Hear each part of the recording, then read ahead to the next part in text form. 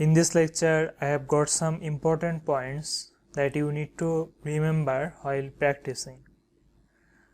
So the first tip is always place your fingers in the home position, and after pressing a key of another row or different position, make sure that your fingers return back to the home position.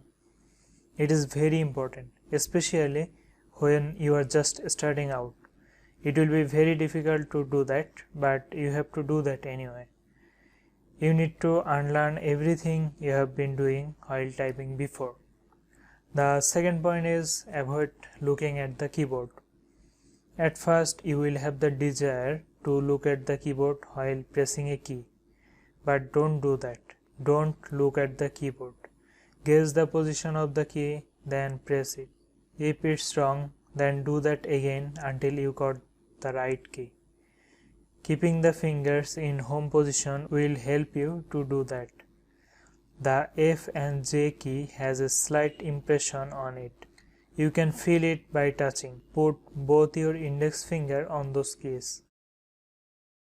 It will help you to keep your fingers in home row position, and most importantly, ignore the desire to look down at the keyboard. Always look at the monitor. The third point is give importance on accuracy rather than speed. While you are just starting out, don't rush to type faster. It will happen automatically. Just try to do it slowly and keep your errors in a minimum. With times, you can increase the speed of your typing.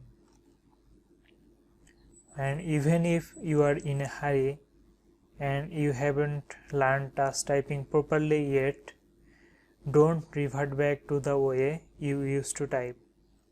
Take your time and do it by task typing.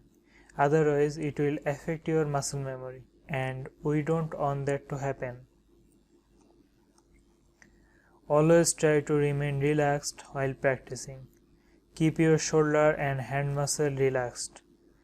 Try to practice at a proper time. You can practice after just waking up. At that time, the brain will be relaxed. Keep your practice sessions short and take break between your practice sessions. If you follow these rules, I think you will be benefited very much, and within a week you will be able to type without looking at the keyboard.